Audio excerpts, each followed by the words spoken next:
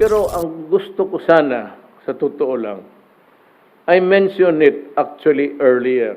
And I said that to give more teeth to her powers so that maybe she can have whatever she wants there. Sabi ko, as long as there is a security clearance from the government, from the military and the police, go ahead. Kasi sabi ko, cooperate. Sabi ko sa lahat ng police, you obey her. Ang problema kay Robredo is this. Right after she was appointed, she began talking publicly about inviting the Human Rights Commission. She was talking to the United Nations. She would want to talk to the European. At marami na siyang pinagsasabi. Kung ganon, sabi ko, I cannot appoint her as a cabinet member. If that is the way her mouth behaves, there can never be a position for her.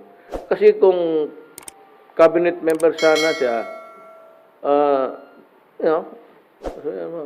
upon the authority, because he would be an alter ego of me. Ang problema kasi dito, ganito, I cannot trust her. Not only because she is with the opposition. I do not trust her because I do not know her. Hindi ko alam kung sino ang kausap niya noon, kung sino mga politiko, o sino mga tao, probably, one of the biggest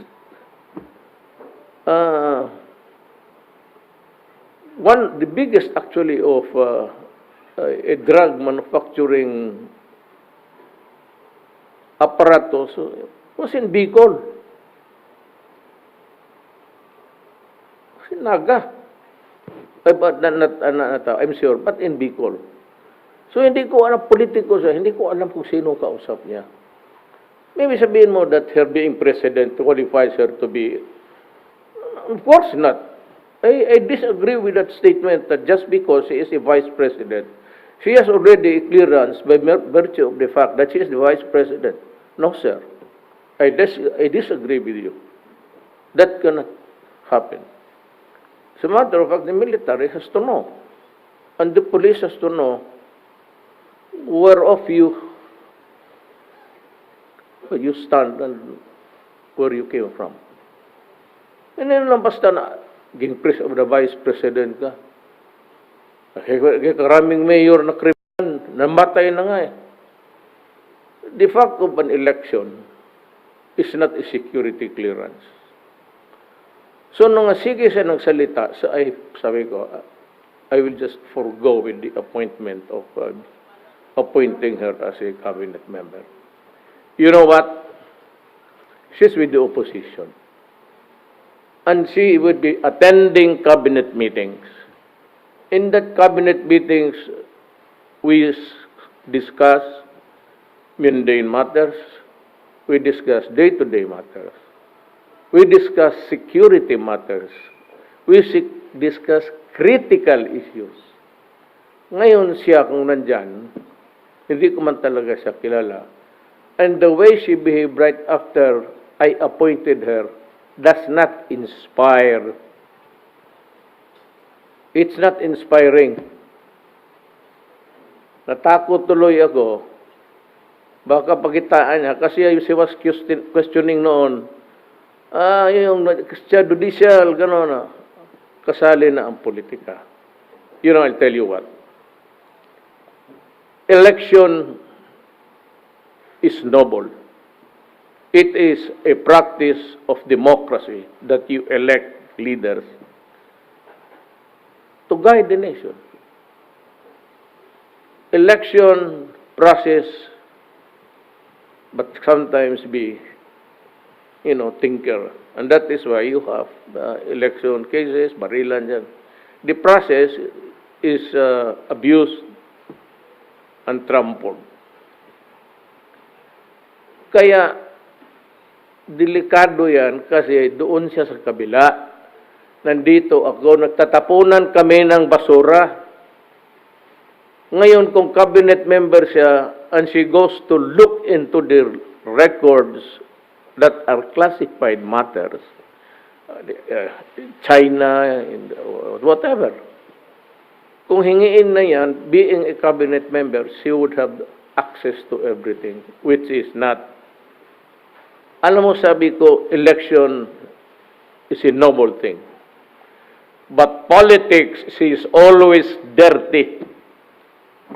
Especially if you're the other side. Huwag mo na lang akong bulahin. Na, I will kung anong mapulot mo dito, balang araw, 2 years na lang. And she wants to aspire for the presidency. If that is the way her mouth behaves, that is the way, scatterbrain. I will talk to this, I will talk to this, tapos and there are there in the Senate who are fishermen. Nasa Senate may mga fishermen dyan. Na pag magdaba siya, magtanong, kapartido niya, they will fish something from your mouth. Tapos, if they can have this, thing, they can always prepare for you during the election. Ako wala na akong problema. Wala ka namang eleksyon. Siya ang may problema. Kaya sabi ko kay Leni, noon pa hindi kita sinasagot. Pero yung knee-jerk reaction mo palagi na hindi ka talaga presidente ng gano'n. Hindi ako bubuto sa iyo kasi kaibigan tayo. Right after it was a delicate matter. No, I will talk to one. She invited even yung mga prosecutors ng Human Rights Commission, which we rebuke. What mo yung purpose? Bakit pupuntahin dito yung mga prosecutors and all observers? She was grandstanding na eh. It was like a carnival after she was talking right and left dito, gano'n. Presidente ka, gano'n ka. You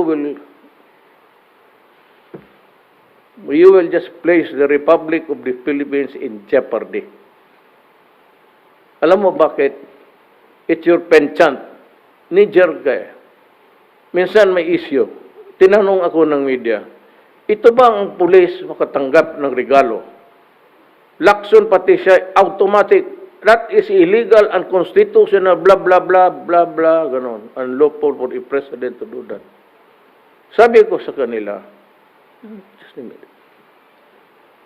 Kindly look at the anti-graft law because I was quoting the very words of the anti-graft law which allows public officers to accept gifts as token, minimal.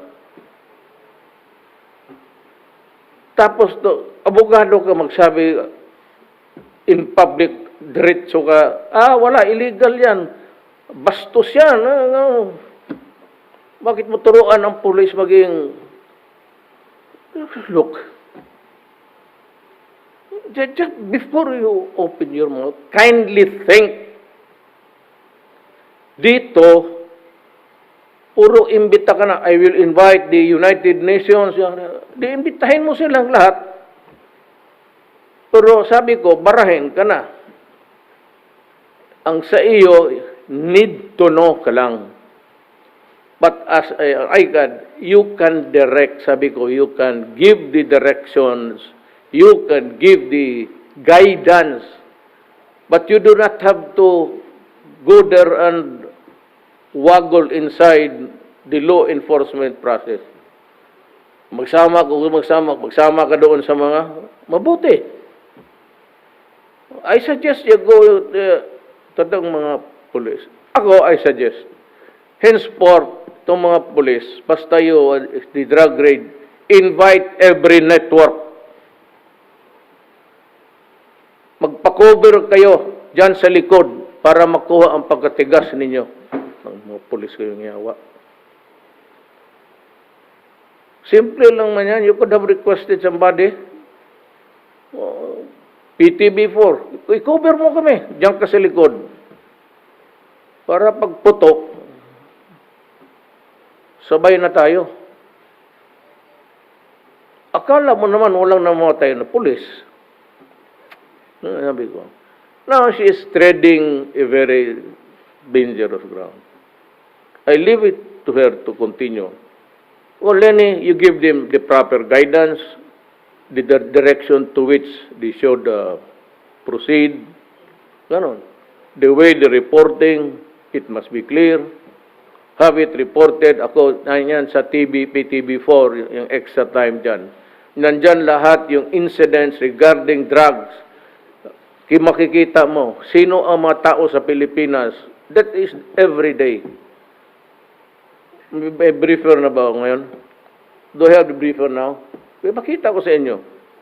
First page yan, kalista. Yun ang pinapakita ko. Tignan mo kung ilang patay. Huwag yung ibang patay. Yun, because that is the official record. When they go out of the, nandiyan yan sa logbook. Operation, target, drug, gano'n. Hindi maka-counted check ninyo eh. Kaya kung makinig kayo sa basura, so it's really between kami and ang opposition. I am inviting the Filipino people to choose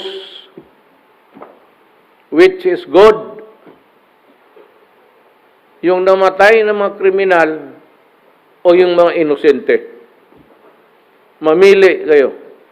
Ilan ang namatay na inosente na wala kalaban-laban? Ilang bata na namatay na ni-rape na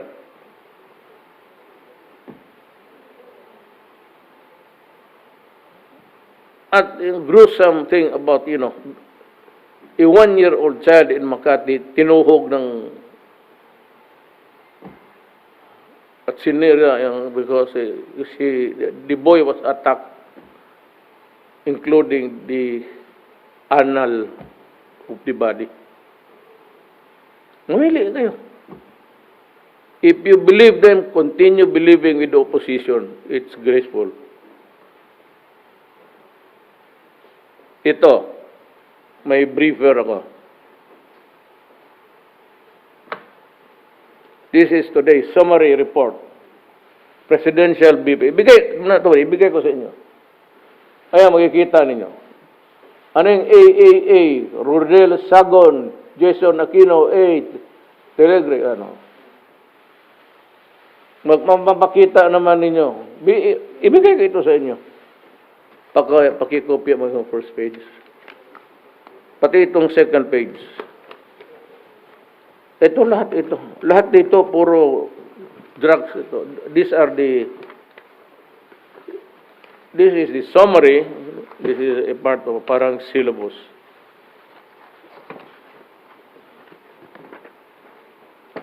Yan ibigay ko. It's posted for the information of the entire country, people. Ito, gabi-gabi pumapasok ito sa akin. Mayor, ganun rin.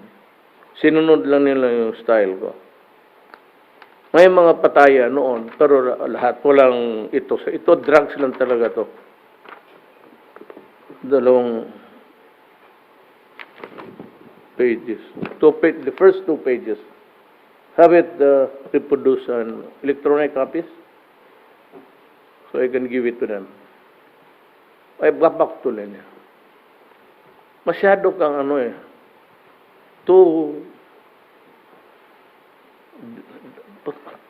pati ba naman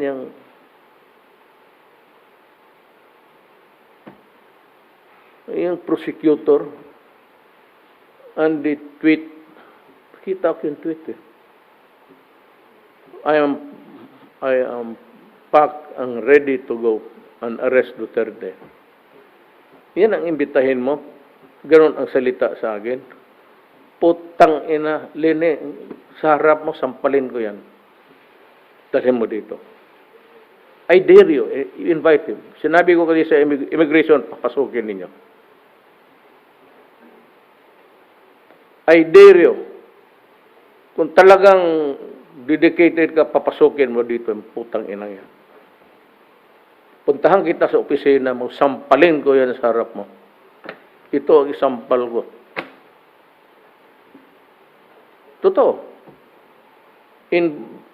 Lalaki may babae. Lalaki, mas mabuti. Please invite him and accord an order in VIP treatment. Dalhin mo sa opisina, pupuntahan ko kayo. Sampalin ko yan sa harap mo. Bastos. Kaya, ako, ang reaction ko ganun. Because I am not being given the opportunity to be heard. Of course, I tried answering. I tried to mga disclaimer. Nobody is listening. Pati yung mga yellow, sige, sulat dyan ng mga bastos. O, kaya kung pag gusto kong marinig, ayaw man yun ng tamang behavior. So sabi ko, mga putang ina kayo. O, ayan. Di napansinan ninyo ako.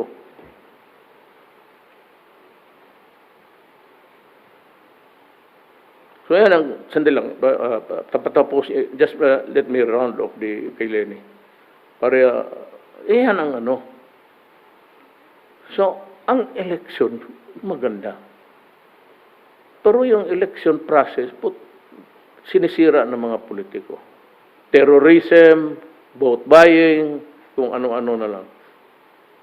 But the election itself, provided in the Constitution, is a noble one. It's a sacred exercise. Pero yung politics na nagdadala ng election is rotten. Dito sa Pilipinas. Kaya nga sabi ko, kung anong makain sa bunganga ni Leni dito, makuha niya, including gawin ko siyang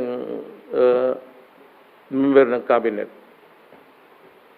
If I make her one of the cabinet members, then she would participate in the discussion and would know everything that is classified as a mundane and just an ordinary thing.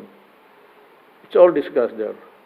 But sometimes, there are crisis days when you have to go into the records again and try to elicit from the military and the police. Ano ba nangyari dyan? Ano ba siya ganito?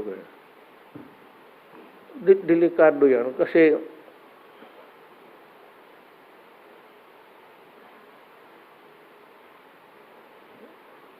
may mga tao rin ang gobyerno sa loob, including ang mga military. Have you heard of deep penetration agents? Well, okay. We are a republic. We are practicing good practices to safeguard the country. And so, I cannot jeopardize those things if I make her a cabinet member. And then she would demand, cabinet member na ako, you give me this job, then I will have to dwell on the records and everything that I wanted to know, or I want to know. So, to my mind, in my own estimation, it's not good for the country. I mean, I don't care. She tinkers with classified matters, secrets, bahala ka. Ako, bahala. Huwag mo lang akong galawin. But then, what do I...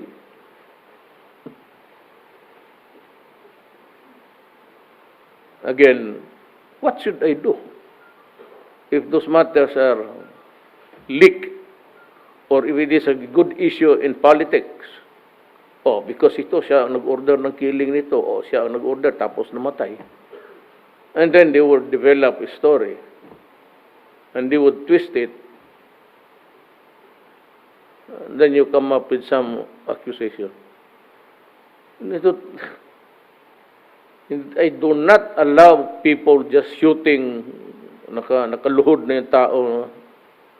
What for?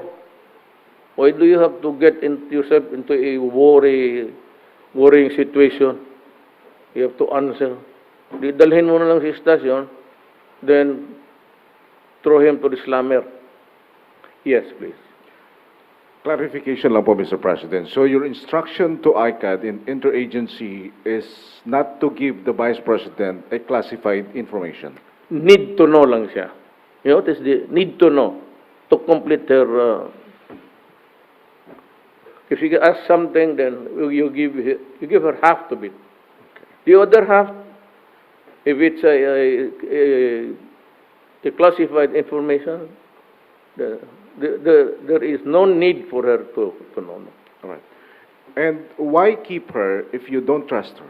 Wala ako. I am not keeping her. She is there. I appointed her. She's working. As a matter of fact, she's been issuing statements every day. Sinabi ko lang, I am just saying the parameters. But she is there. I do not have to fire her. She is there. She is working. Ano, in the first place, actually, what she should have done, and should understand that, is to give the direction and the guidance. And of course, instruct the law enforcement agencies to make it more transparent to her liking. Paano ba ito, ma'am? Ano bang gusto mo? Picture. Pagkatapos, o yung testigos muna, pakinggan na sa recorder. O. Ito ba yung... Make it more transparent for the people. I never said I'm firing him. I said I decided not to appoint her as a cabinet member because I think I will jeopardize the whole situation, including records classified which are secrets. Tawag nila dyan, state secrets. That includes everything from sensitive matters with our relations with China, then with the United States, and what happened to the equipments that we bought, that it went down. There are analyses there that you remember the helicopters that crashed? 2 or 3, we paid for it. And our soldiers paid it with their lives. Been asking for an information, been asking for an investigation, nothing. So we have this, where it came from. Paano nila ni-repair, anong repaired it? Kagaya ba ng noon, refurbish it and present it as new. Kung ito nahulog itong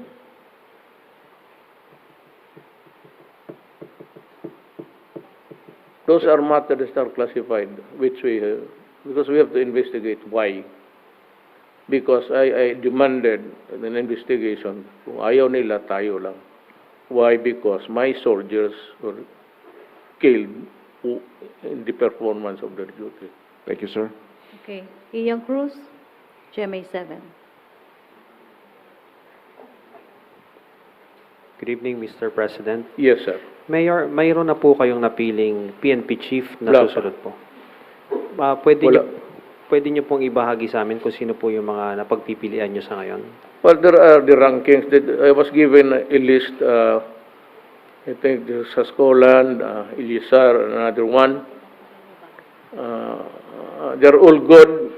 They're soldiers. They came from the academy. I have no doubt about their integrity, but I'm taking my time appointing one. Sir, bakit po medyo natatagalan po kayo? You said na you're taking your time. Because he would be appointing the heads of every department there, especially the controller and the finance people. Sino yung gusto niyang mapunta doon? Sino yung kaibigan niya? Eh, ako kasi, pag binigyan kita ng pwesto, hindi na ako nagkikalam. Pag si Bato, when I appointed Bato noon station commander, I do not anymore. Magsabi ang barangay captain, wag yan kasi ganon. Inuhuli kami. No. You go to Bato. O you go to itong mainit na ulo, yung PD, Danaw. Mainit ang ulo ng tao, bata. Pero he's good. Worker talaga yan. Parehan sila ni Bato. They can solve a kidnapping overnight. Sabi ko, I want that kidnapping. Ikaw, Danaw, bubugbog na palit. Sabi ko, ito, hanapin mo by no morning. Ikaw na ang bugbugin ko kasi nambubugbog ka ng pulis.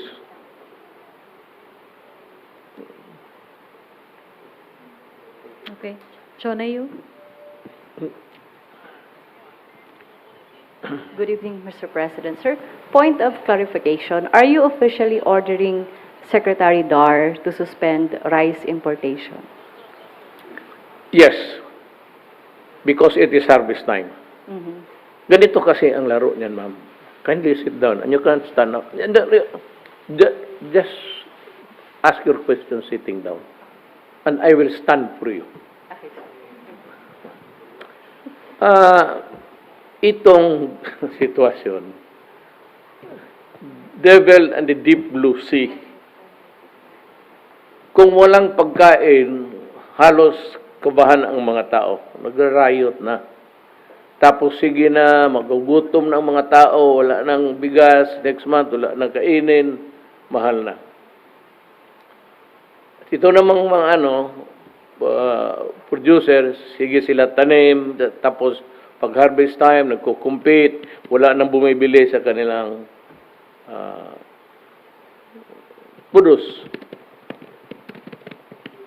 It is really between, I will simplify it with you. Itong problema natin sa bigas, ganito yan. Ang elements dyan is producer, ang mga farmers, ang nagtatanim, ang consumers, tayo. Tayo lang ang naglalaro niyan. Wala nang iba. Ang producer ang nagtanim at yung kumakain. Ang problema, itong kumakain, marami masyado na itong si producer, ang tanim niya, kulang after harvest time. Magkulag talaga ang supply. So, panahon kung wala na, kung hindi ako mag-import, kagaya nung nangyari, wala na. Sigurado, gutom ang abutin. Magra-riot yung tao.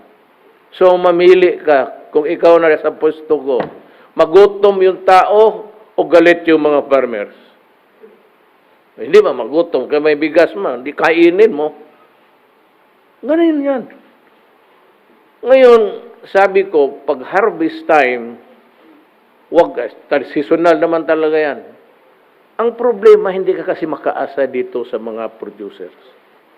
Magsabi sila, makatanim kami, pag ma-harvest lang namin, we can fill up the 2/3 or 1/3 of the requirements. Correct. Yan ang sabi mo. Pero hindi mo alam ang sitwasyon ng mundo mo. Lalo na sa climate change ngayon, na ang tanim mo, baka aabot talaga ng harvest time o yung tanim mo, warakin ng mga bagyo. You cannot predict. No prediction can be made on that. Just like earthquake, no one can predict when an earthquake would.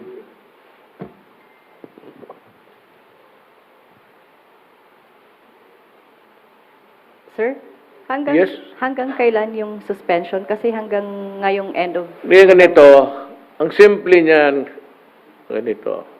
Kung gusto talaga natin, walang problema, bilihin lahat ng produce ng producer farmers. Bilhin. Ngayon, mahal. Farm gate nila. Babawi sila. Hindi na bali. Kagastos tayo, bilyon. Bilhin natin. Tapos, Wala. Palugi tayo. Para yung mga farmers, may resulta sa pawis nila. Sino nalugi? Wala. Tayong Pilipino. Bilihin natin lahat yan. Tapos dagdagan natin kasi kulang talaga. That's why ang rice mahirap noon. Alam mo bakit? If you import rice noon, bawal. Kung hindi man bawal, magkuha ka ng quota.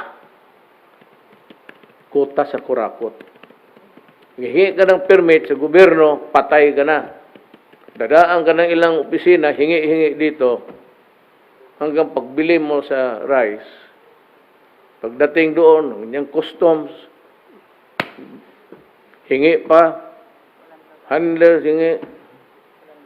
Tapos maghingi pa, paglabas mo, yung mga police dyan, maghingi ng checkpoint, pag doon sa taas, hingi, LTO. Putang ina. Meron bang isa? Yung Department of tanggalin ninyo. Total, may mga NPA. Hindi man kayo mga maubos. O edi yung nagti-checkpoint dyan, you better hang them. Dyan sa checkpoint, I'll give you the authority. Hang them. Yung humingi ng checkpoint, hang them.